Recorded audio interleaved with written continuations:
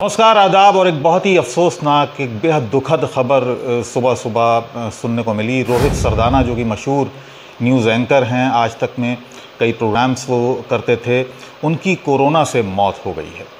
और इस बात की जैसे ही खबर आई, तमाम सोशल मीडिया में उनकी खबरें छाने लगीं और लगातार हमें भी लगातार मैसेजेस आ रहे हैं। सबसे पहले सुधीर चौधरी, जो कि जी न्यूज़ के एडिटर हैं, उनका मैसेज आया। उन्होंने लिखा कि अब से थोड़ी देर पहले किसी का नाम लिखा है, फ़ोन आया, उसने जो कहा उसे सुनकर मेरे हाथ कांपने लगे। हमारे मित्र और सहयोगी रोहित सरदाना की मृत्यु की खबर थी। ये वायरस हमारे इतने करीब से उन्हें ले जाएगा, ये कल्पना नहीं की थी। इसके लिए मैं तैयार नहीं था। ये भगवान की नाइंसाफ़ी है। ओम शांति।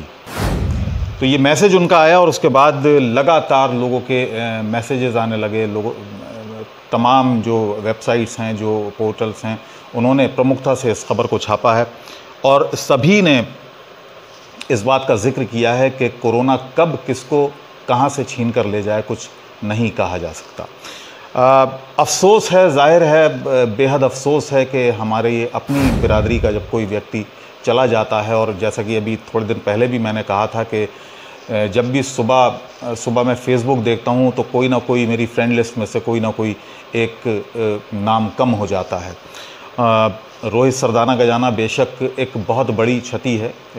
हालांकि मैं उनके विचारों से सहमत नहीं होता था, लेकिन एक पत्रकार होने के नाते, क्योंकि थोड़ा सा वक्त मैंने भी उनके साथ काम किया हुआ था, सहारा समय जब चैनल शुरू हुआ था उस वक्त हम लोग साथ में ही काम करते थे। हालांकि उनसे इत्तेफाक तो नहीं रखता था उनकी राय से, लेकिन वो एक अलग चीज़ है, इंसानियत एक अलग चीज़ है। उनका जाना बेहद एक क्षति है पत्रकारिता जगत के लिए।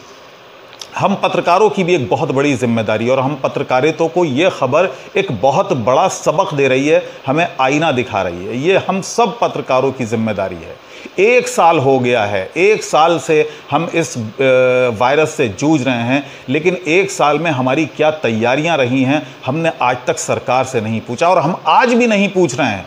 बड़े अफसोस के साथ कहना पड़ रहा है, हम आज भी नहीं पूछ रहे हैं। हम आज भी डिफेंड कर रहे हैं।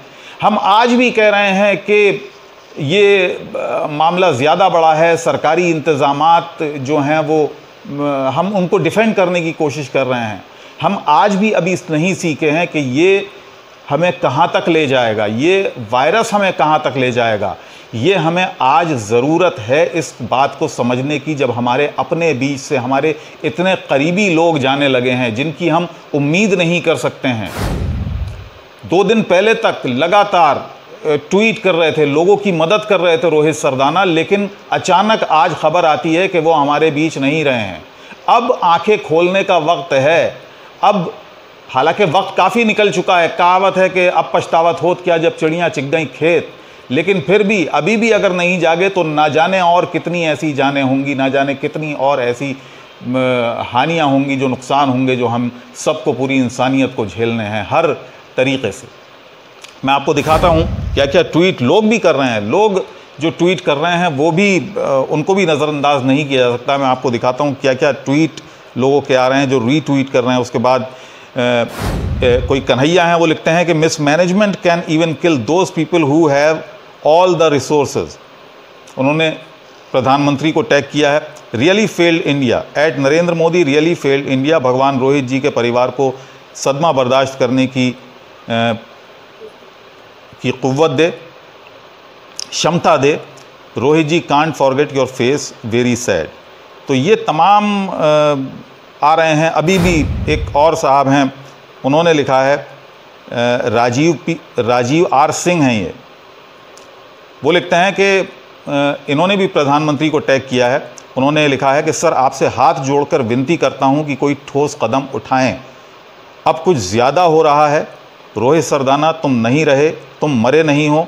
नहीं मानता तुम वापस आ जाओगे, मजाक कर रहे हो, ऐसा लगता है, हे भगवान।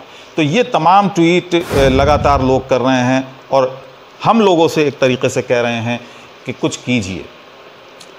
एक पत्रकार होने के नाते हम सब की एक बहुत बड़ी जिम्मेदारी है। बेशक सरकारें अपना काम करेंगी, अपने तरीके से करेंगी। सरकारों को बहुत सारी चीज़ें दिमाग में रखकर काम करना होता है, लेकिन हम पत्रकारों का सिर्फ एक धर्म है कि जो हम देखें, जो ज़मीनी हकीकत देखें, उससे कम से कम वो सरकार तक पहुंचाएं, सरकार की आंखें खोलें। तो वो धर्म हम ज़रूर निभाएं, जो कि मैं बड़े अफसोस के साथ मुझे कहना पड़ रहा है कि वो धर्म शायद हम ज़्यादातर पत्रकार भूल गए हैं।